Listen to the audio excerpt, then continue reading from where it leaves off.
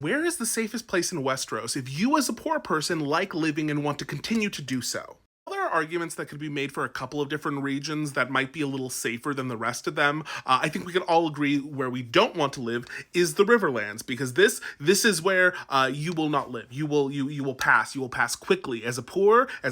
Poors don't live there. I mean, they live there, but they don't like live there. They don't thrive. You know what I'm saying? I'm getting off topic. But while there can be arguments made for several of these places, I think that there is one that I'm going to put above the rest. That I'm going to say, you know what? I think if you live here, there is a very good chance that you do not have to worry about invading armies, that you don't have to worry about the crazy sexism getting you, religious fanaticism, really a lot. The only thing you have to worry about is the heat. Because yes, I'm going to tell you to live in Dorne. Dorne is the place where I think you as a small folk, you as a poor person in this universe, have the best chance of living your fictional life to the fullest. And that fictional life actually lasting for a few decades at least. Now, in this point of the timeline in Westeros, the thing that you as a Dornishman need to worry about are the semi-frequent wars that seem to be popping up just often. But in actuality, you only really have to worry if your liege lords, the Martells, decide that they want to go to war as well. Because if they don't, you're kind of fine.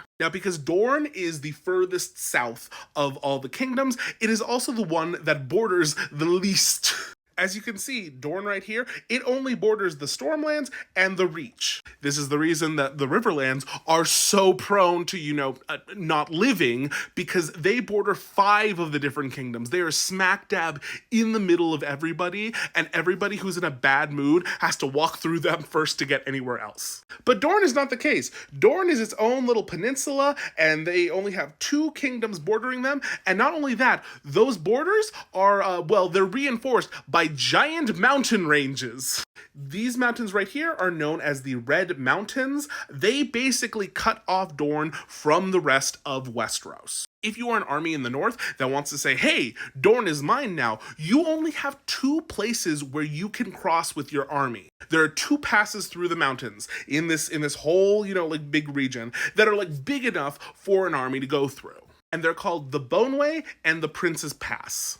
If you're going to ask me to point to where they are on the map, I don't remember right now. I'm so sorry. I want to say, yeah, I know that's a big area, but just go with it. It's cool. I give you a map, okay? You look. So yeah, invading armies, they're going to have a lot of trouble. They're going to have to go through one of only 2 spots, and you, the Dornishmen, are going to be like, well, if we know we're being invaded, that's where we're going to camp out with our bows and arrows and all that. And so it works out really well. Dorne is notoriously hard to conquer. And if you're wondering why there's been a dragon in the background here for a few minutes now, let me tell you, even with dragons, Dorne was almost impossible to conquer. I don't know why I said impossible. They didn't. While they had dragons, they tried to conquer Dorne a bunch of times, and they failed fully, them being the Targaryens. Because here's the thing that you got to know about the Dornishmen. They, unlike the rest of Westeros, they like living. They like living, and that, shows itself in a number of ways. How they treat each other, whether it's by gender, whether it's by social class and birth. They just like living, and they want to continue to do so. So if there are some, blonde incest people with giant reptilian fire-breathing monsters, they're going to be like, hey, yeah, I could try to fight you in the open field like some dumb people from the rest of the country would, but no, because I like living. So what does Dorne do? Nothing. They refuse to engage in open battle with the Targaryens, with the dragons, with any of the armies that were being sent down. And what did they do instead? Well, they used the land, they used the terrain to basically hide. So anytime that they knew a dragon is coming, they could hear it, they could see it, whatever, alarm bells ring, and they would all just scurry away into a bunch of hidey holes. Places in the mountain, places in the desert. They would use their knowledge of the land to avoid these dragons. And so over and over again, the dragons would be sent out. They would burn everything to the ground, and then finally, when everyone was exhausted, the dragons would fly back, and then all the Dornish would come out and be like, cool, okay, well, we'll rebuild. I'd rather do that than, not live like I'm from the fucking Riverlands or something. So yeah, dragons can't get me, armies can't really get me. Everyone down there is chill. They're cool with if I'm, if I'm a poor, if I'm a bastard, if I'm a lady. They're all just cool.